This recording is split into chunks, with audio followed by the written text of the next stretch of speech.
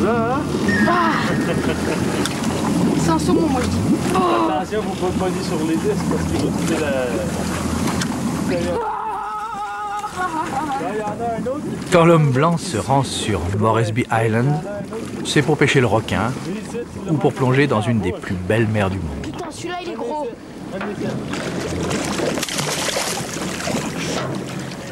Mais le royaume ancestral des Indiens Haïda ne risque pas trop, du moins à vue humaine, de devenir un parc d'attractions pour citadins en mal de dépaysement. D'abord, parce que les îles de la Reine Charlotte sont loin, très loin. Ensuite, parce qu'il y a de la place, beaucoup de place. Et enfin, parce que l'Indien et l'homme blanc se sont mis d'accord, enfin à peu près d'accord, une fois n'est pas coutume, pour ne laisser les touristes accéder qu'au compte-gouttes dans cet univers qui est celui des phoques, des morses, des cormorans et des aigles.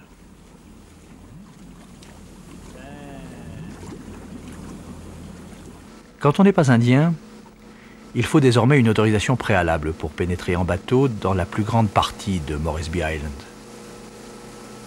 Jean-Paul Auger, un Québécois venu ici par amour de la mer et goût de la solitude, accepte de bonne grâce ces restrictions. Les Indiens, c'est leur terre pour commencer. C'est les Blancs qui sont arrivés pour prendre leur terre à eux autres. Ça fait qu'on est... faut qu'on pile tranquillement sur la terre. Il faut faire attention. C'est à eux autres. Ils nous donnent la responsabilité et la permission de venir rester ici.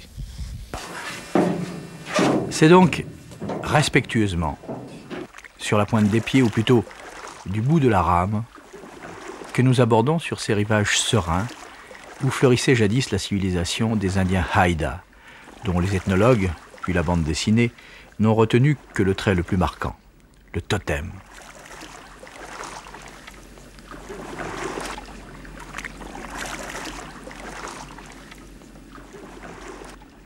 À Skedans, il y avait, à l'arrivée de l'homme blanc, plusieurs dizaines, plusieurs centaines de totems.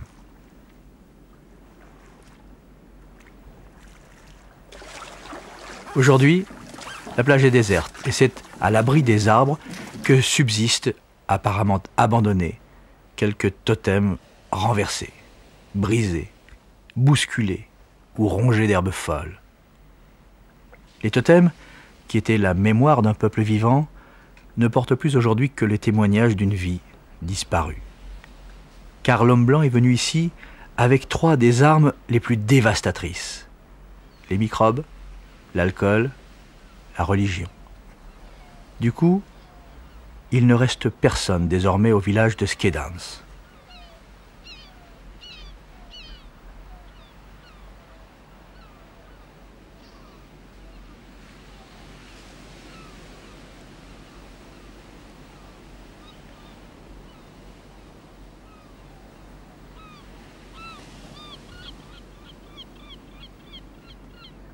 Ou plutôt si, il reste un feu, une cheminée, une cabane, et il reste un homme, Charles Wesley, le dernier des Haïda en quelque sorte.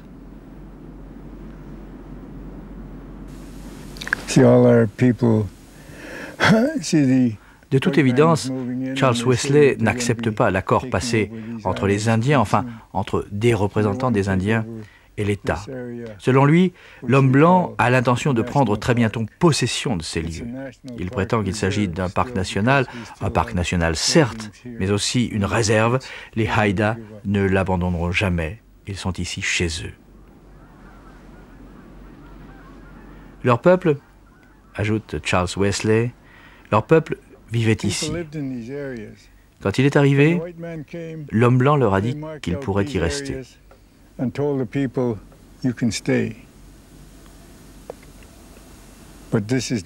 Et vous voyez le résultat.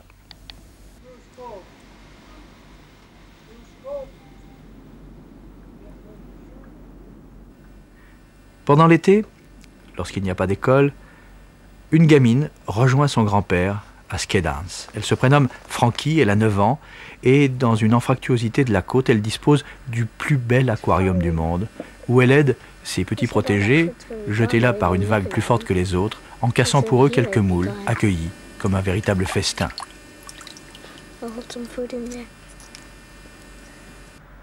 C'est elle aussi qui accueille les rares visiteurs, ceux qui, comme nous, sont venus en bateau, ou alors ces blancs riches et pressés qui choisissent l'hélicoptère pour passer ici quelques minutes de ce qu'ils diront être un inoubliable dépaysement. Mais peut-être, après tout, verront-ils ensuite le monde d'un autre œil, et c'est bien pourquoi le vieux chef Haïda est ici à la demande de ceux des siens qui ont survécu et qui sont désormais réfugiés, plus au nord. Pour rappeler à l'homme blanc cette simple vérité, l'Indien est ici chez lui, à jamais. Pour nous, il va être temps de repartir. Bientôt, dès la rentrée scolaire, la petite Frankie abandonnera à son tour le village fantôme de son grand-père. Mais désormais, aux îles de la Reine Charlotte, outre l'anglais, on enseigne aussi la langue Haïda.